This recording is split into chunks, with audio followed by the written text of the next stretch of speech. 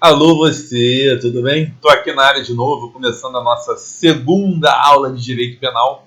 Vamos nessa, tem muita coisa para a gente ver, como sempre, né? Então, hoje a gente vai continuar a partir do ponto que nós paramos na aula anterior, ou seja, vamos começar a falar do nexo causal, né? E aí vamos evoluir e ver até onde a gente consegue chegar nessa aula de número 2. Vamos nessa? Vem comigo, ó. Nós vimos na aula passada, né, que de acordo com a teoria tripartida, o crime ele se divide em três partes: no fato típico, na ilicitude, também chamada de antijuridicidade, e na culpabilidade. Culpabilidade. Show de bola! E aí, diante disso, você estudou comigo que o fato típico, nos crimes materiais e nos crimes omissivos impróprios, aqueles que dependem da ocorrência de um resultado, se subdividem em quatro partes. Você viu que para ver um fato típico, alguém precisa praticar uma conduta. Essa conduta precisa provocar um resultado.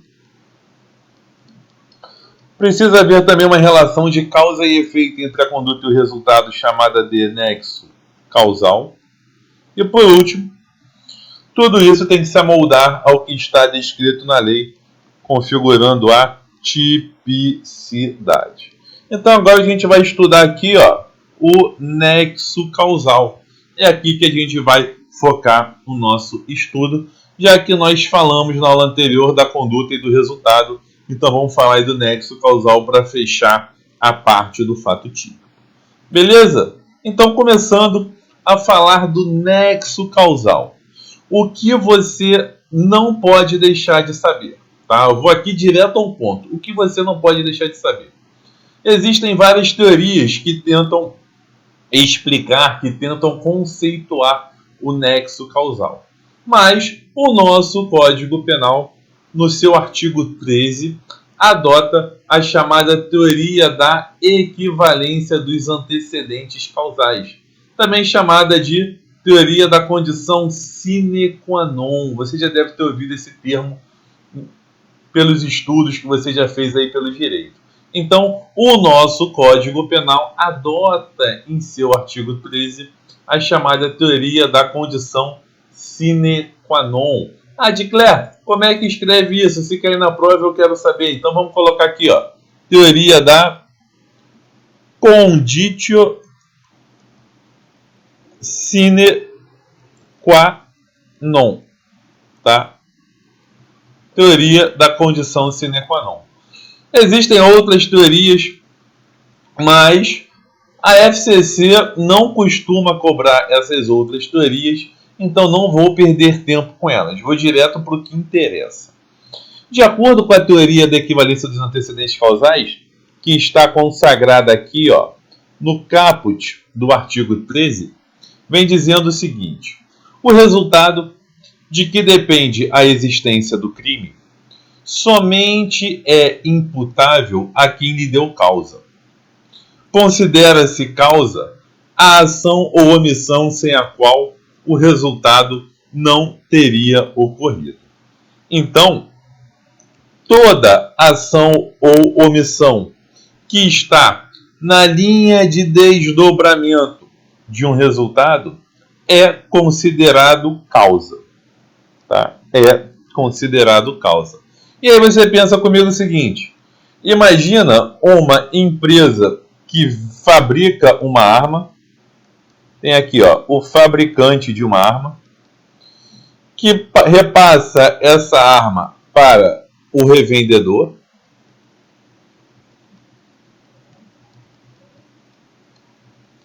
que vende essa arma para o consumidor 1, que depois revende essa arma para o consumidor 2. E aí, esse consumidor 2 aqui, ele vai e pratica o homicídio contra fulano. A pergunta que eu te faço é a seguinte: o fato do fabricante fabricar a arma é uma causa do homicídio, de acordo com a teoria da condição sine qua non? Sim, é uma causa do homicídio. Tudo que está na linha de desdobramento é uma causa do homicídio. O fato do revendedor vender arma para o consumidor 1 é uma causa do homicídio? Sim. Tem várias causas aqui, todas elas estão relacionadas ao homicídio de fulano, tá? Só que as causas, elas podem ser dependentes ou independentes. Por exemplo, obviamente que o fato do consumidor 2 usar a arma e atirar em fulano é uma causa pela qual o homicídio é dependente. Temos aqui uma causa dependente. Por outro lado, e o fabricante fabricar a arma? Ele estava pensando já no homicídio de fulano? Eu acredito que não, né? Eu acredito que não. Então, nesse ponto, nós temos que analisar se essa causa é dependente ou não. Tá? Se essa causa é dependente ou não. O que você não pode deixar de saber? Existem causas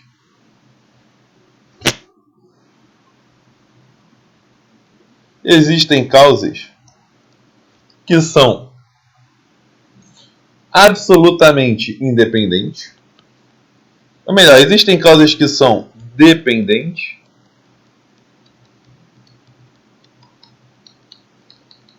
E existem causas que são independentes. Quando eu falo de dependência, eu estou relacionando a causa ao resultado, tá? Ou seja, o resultado é dependente daquela causa. No exemplo do homicídio, o resultado morte é dependente do ato do agente atirar. Então, o que o Código Penal fala sobre isso? Ele nos apresenta o artigo 13, parágrafo 1º aqui, que é o que mais cai em prova.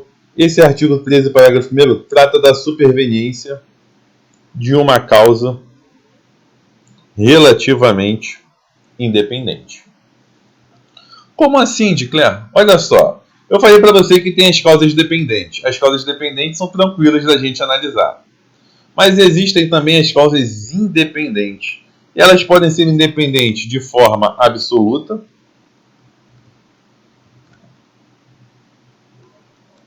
ou então de forma relativa. De forma absoluta ou de forma relativa. Como assim? Vamos lá. Ó. Pensa aqui comigo o seguinte, vem conversar comigo. Imagina que um sujeito deu um tiro no outro e ao mesmo tempo que ele deu o tiro, caiu uma pedra na cabeça dessa pessoa que levou o tiro. É um azarado, tá?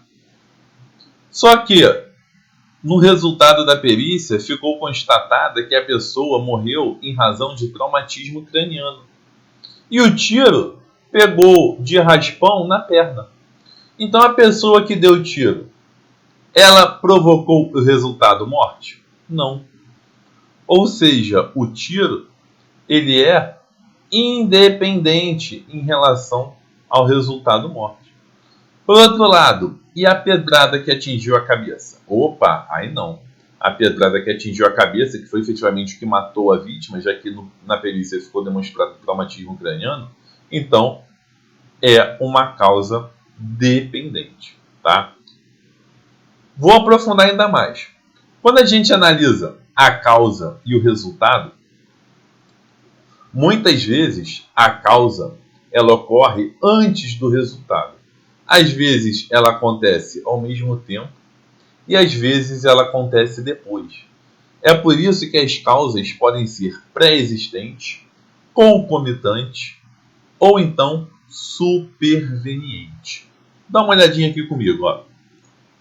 Quando eu falo em causas dependentes ou independentes, eu tenho que saber que essas causas podem ser pré-existentes, concomitantes e supervenientes. Então eu vou pegar aqui a causa relativa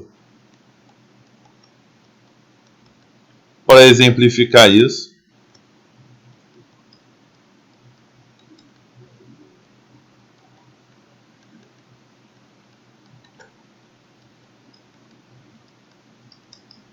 O que o Código Penal fala? Como você está vendo, ele fala da causa superveniente relativamente independente. E é essa a que cai na prova. É essa aqui, ó, a causa superveniente relativamente independente, tá? É essa que cai na prova. Olha o que diz o artigo 13, parágrafo 1º. A superveniência de causa relativamente independente exclui a imputação quando, por si só, produziu o resultado. Os fatos anteriores, entretanto, imputam-se a quem os praticou. Vou te dar um exemplo. Ó. Imagina um sujeito que sofre um tiro.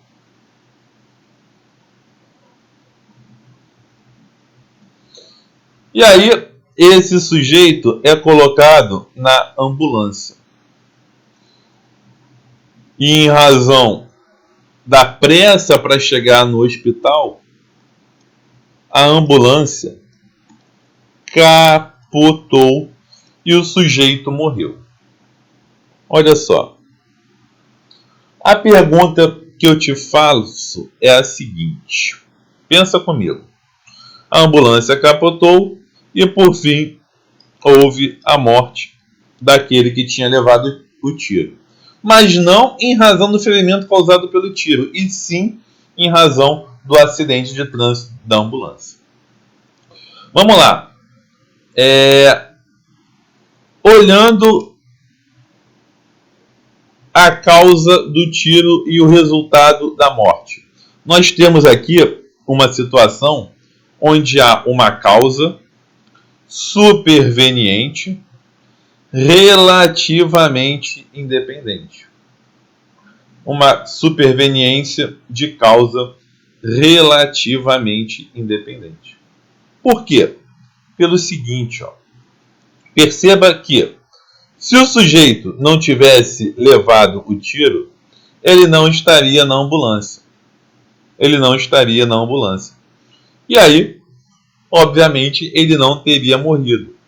Apesar do tiro não ter causado o resultado morte, o tiro concorreu para que o sujeito falecesse. Por isso que entre o tiro e a ambulância, ou melhor, e o acidente de trânsito da ambulância, nós temos aqui uma causa superveniente à outra, tá? Uma causa superveniente à outra. Mas o que você tem que saber para a prova aqui é o seguinte: nesse caso, o sujeito que deu tiro vai responder por homicídio? A resposta é não. A resposta é não. Por quê? Porque o fato da ambulância capotar não é um desdobramento natural do tiro. Não é um desdobramento natural do tiro. Nesse caso, o sujeito que deu o tiro vai responder somente por tentativa de homicídio e não pelo homicídio consumado, tá? Por outro lado, ó, vamos mudar a página aqui. Por outro lado, imagina o seguinte, tá? Imagine que o sujeito que levou o tiro chegou ao hospital e depois de chegar ao hospital, adquiriu uma infecção hospitalar. Adquiriu uma infecção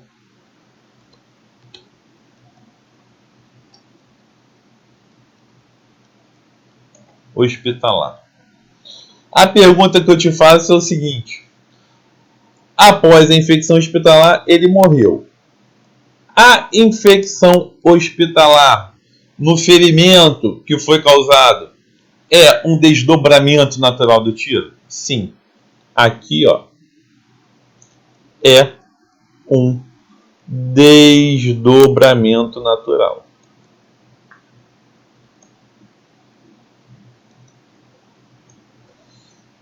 Consequentemente, o que acontece? Se é um desdobramento natural, aquele que deu o tiro vai responder pelo resultado morte. Ou seja, eu tenho aqui o tiro, o nexo causal e o resultado morte. Se a infecção hospitalar é um desdobramento natural do tiro, o nexo causal ele não fica rompido. E se ele não fica rompido, significa que quem deu o tiro vai responder pelo homicídio consumado. Agora, no caso da ambulância capotando, que nós vimos no slide anterior, o sujeito aqui deu o tiro, provocou o resultado morte em razão da ambulância ter capotado. Então, o nexo causal entre o tiro e a morte, pelo fato da ambulância ter capotado não ser um desdobramento natural do ato de atirar, o nexo causal aqui ele fica rompido. Então, o resultado morte não pode ser imputado a quem deu o tiro. Consequentemente, aquele que deu o tiro aqui vai responder somente por tentativa de homicídio. E aquele que, no exemplo anterior, deu o tiro, mas que o sujeito adquiriu uma infecção hospitalar, como o nexo causal não fica rompido, aquele que deu o tiro tem que ser responsabilizado pelo resultado morte. Então, aqui se responde por homicídio consumado. Ficou claro isso, gente? Na hora da prova, o que a banca pode fazer com você? Ela vai te mostrar um casinho, tá? Ou ela vai te mostrar a letra da lei aqui, do artigo 13, parágrafo 1º, que a superveniência de causa relativamente independente exclui a imputação quando por si só produziu o resultado. Então, ó, a superveniência de causa relativamente independente exclui a imputação quando por si só produziu o resultado. A ambulância capotando exclui a imputação daquele que deu o tiro, porque o acidente da ambulância por si só provocou o resultado morte. Estou tentando fazer aí uma tradução para o exemplo que nós vimos. Os fatos anteriores, que foi o ato de atirar, imputa-se a quem os praticou. Mas como o sujeito não matou, então, pelo fato anterior, vai responder por tentativa de homicídio. Então, é cobrada aqui a letra da lei e também pode ser cobrado com exemplos desse tipo. E aí você pensa o seguinte, ó, teve a primeira causa e teve uma segunda causa que você constatou ser relativamente independente.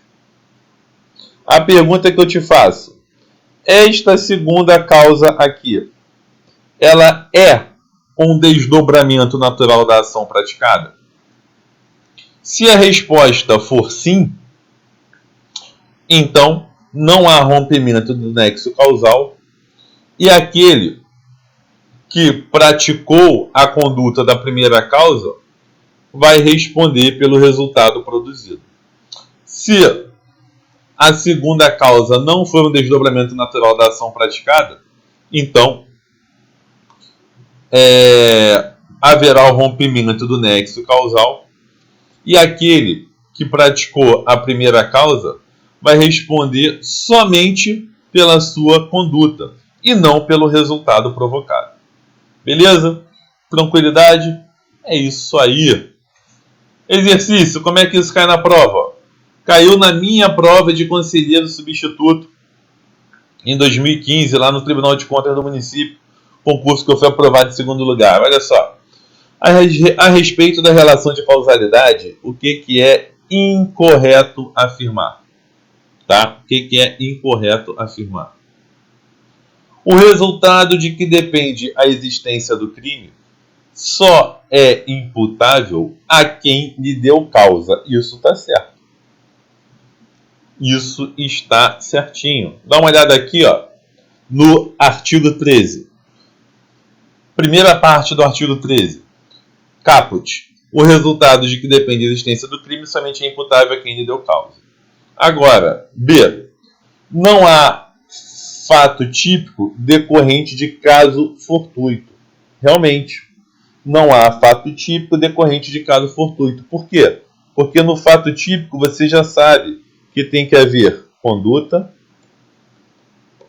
tem que haver resultado, tem que haver nexo causal e tem que haver tipicidade. E a conduta, ela representa a exteriorização da vontade. A conduta tem que ser algo voluntário ou então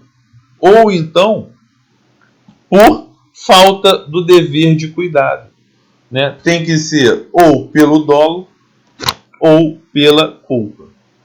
Então, fechando essa ideia aqui, se a conduta representa no seu elemento subjetivo o dolo ou a culpa, quando eu falo em caso fortuito, não há nem dolo nem culpa. Consequentemente, não há conduta. E se não há conduta, não há fato típico. Portanto, a letra B está correta. Letra C.